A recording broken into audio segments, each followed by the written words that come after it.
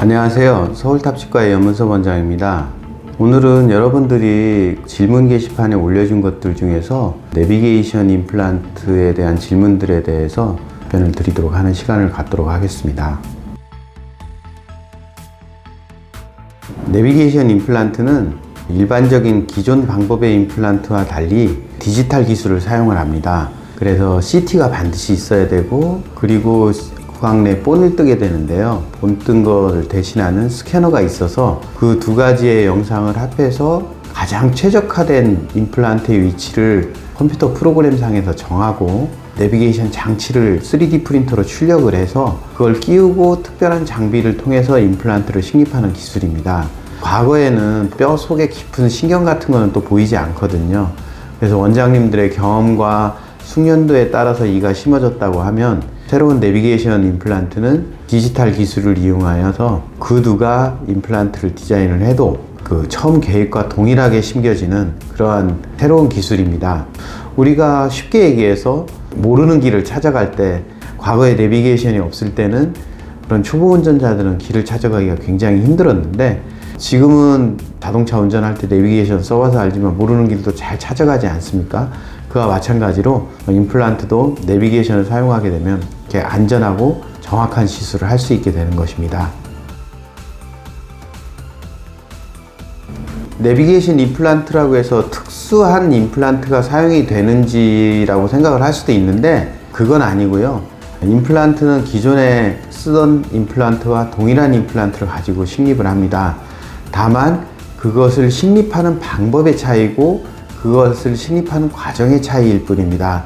과거에는 원장님의 감이나 기술에 의존하였다고 한다면 지금은 디지털로 유도받는 방식으로 되기 때문에 훨씬 더 정확하고 안전한 시술이 되는 거지, 식립하는 임플란트의 매식체가 다른 건 아닙니다.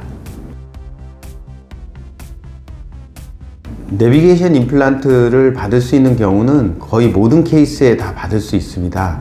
다만 뼈가 너무 없어서 그 경우 인공뼈 이식이나 잇몸에 어떤 추가적인 시술이 필요한데, 그런 경우 내비게이션 임플란트에 기존의 절개 방법이 같이 더해지는 경우도 있습니다.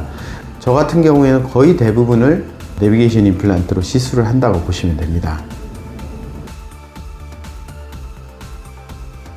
내비게이션 임플란트라고 하면 무절개 방식이다라고 생각하실 수가 있는데 꼭 그런 것만은 아닙니다.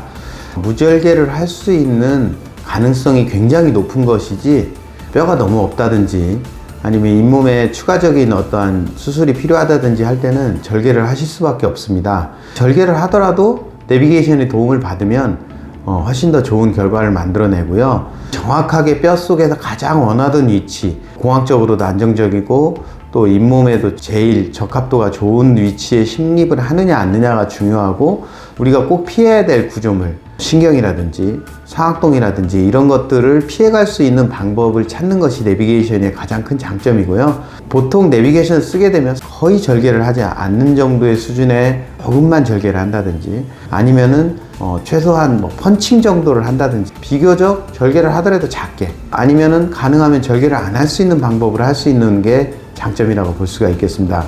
그래서 절개를 하냐 절개를 안 하느냐가 그렇게 중요한 요소는 아니고요. 따라서 완전 무절개를 의미하는 건 아닙니다.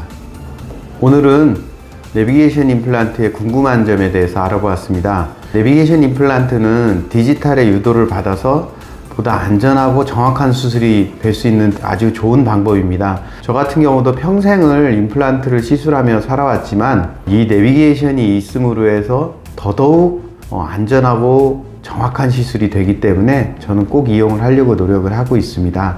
앞으로도 아마 이러한 내비게이션 임플란트를 쓰는 치과는 점점 많아질 것이고, 이게 점점 더 좋은 결과를 만들어낼 것이라고 생각됩니다. 감사합니다.